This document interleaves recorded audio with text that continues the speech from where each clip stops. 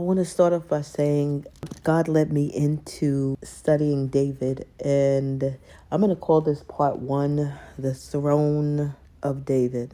And as I began to meditate on just the call of David, who he was, who God created him to be, and really and truly unpack everything that has even went on from the time he fought Goliath all the way up until he ascended into the throne, his three elevations in between that, where he was anointed in secret and in private, because even openly was such a detriment, because at certain times he was even being pursued by Saul. I believe the Lord has really given me an understanding with the throne of David over the last couple of weeks as I've been delving into this.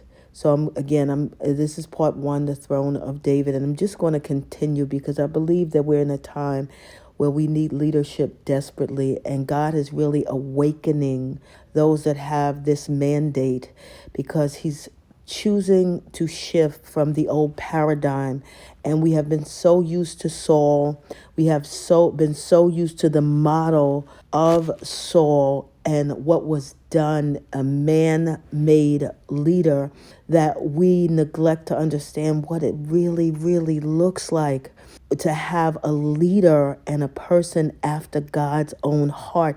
And David was not without sin. He was not perfect. He didn't, if you really think about it, he was not who everybody wanted. Saul was who everybody wanted. He fit exactly to what they wanted. He was tall of stature. He looked good. He sounded good, right?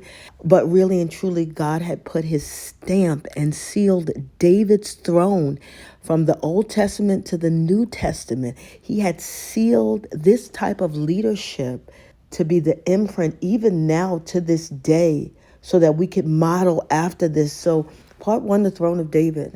And there's just some key points I want to pull out, because I believe that when we look at leadership in a model of how God really formed it, we will see that even in the imperfections that David possessed, he still was committed to the mantle, the mission, and the mandate that God had on his life. And he was willing to, at every cost, surrender to that, no matter what it cost him.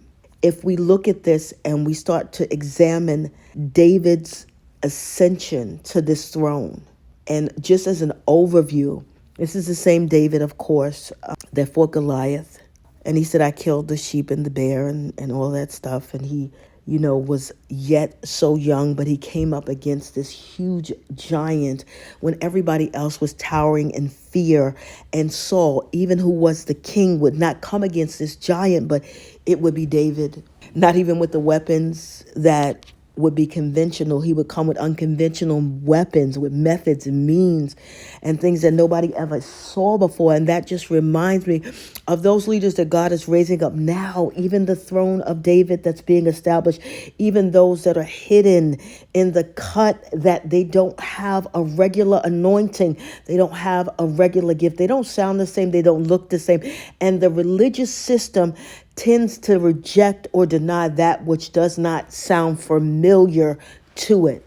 It says, well, you didn't sit under this type of teaching. It says you don't have this type of, parents or spiritual fathers or spiritual mothers. It says you don't have these types of certificates or these types of doctorates, or you haven't done this or done that. No, David didn't come like that. He didn't come from a line and a lineage that was familiar to everybody. He was somewhere serving in private, that God may one day reward him openly and use him as a demonstration that God could use anybody, no matter where they come from and what life they come to, as long as they would surrender to the will of God. And he also, David's throne, David was not afraid. He was not a fearful person. And I think sometimes because we live in a place where, if it's too much, or if it's causing me too much pain, or if it's, emotionally or mentally or spiritually, or all these different things, these factors that we take into consideration. If this is just too much for me, I can leave this job, I can leave this marriage, I can leave and I can give up. I can just, step out and I can just walk away. But David's throne and the spirit of David in that leader knew that he could not walk away from a fight. He didn't run from a fight. So that tells me that he was courageous. He had a type of courage that you don't even see today in leadership. He had the courage, sort of like even from previous generations, right? When you see leaders that would stand up, when you see even like, you think about Dr. Martin Luther King, and you think about how he risked his life, in several instances when people wanted to kill him, he would still move forward with the plan and the mission that God gave him, although it was a threat to his life, right? And you think about these types of individuals, these types of leaders that have this Davidic covenant with God and that walk in a different type of understanding, that they understand that my courage and my strength, although I'm weak, it comes from God. And that if he gave me the mission and the mantle, that means that he's going to cover me according to Psalms 91. So there's nothing that can take me out of this earth, be it sickness, be it human beings, be it no matter what another person may do, no matter what they possess, no matter if they try to break into my place or do whatever they want to do. I know I'm covered. This is a kind of courage that fights in the face of adversity and is not afraid of a battle, because he could have said to himself, this guy is huge. When he was fighting Goliath, he could literally kill me.